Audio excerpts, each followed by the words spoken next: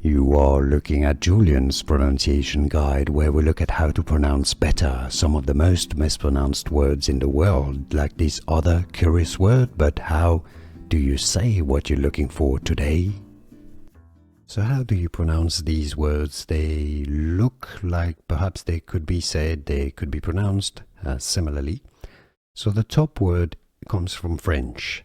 It's a small group of people who do not really allow others to join them. In French it said a clique, clique. So this is why in English it's pronounced as clique. So you have a long, fairly long E sound, clique, clique, okay? That's a clique, a small group of people. Now the bottom word is a clique. So it's a shorter E sound. It's almost like a schwa, click. That's a click of a mouse on a computer, for example. A click. Click. Click. Did you get it? Let me know in the comments. Here are more videos on how to pronounce more confusing words and names too many mispronounced. Like this video if you found it useful. I appreciate your support. I'll see you soon and thanks for watching.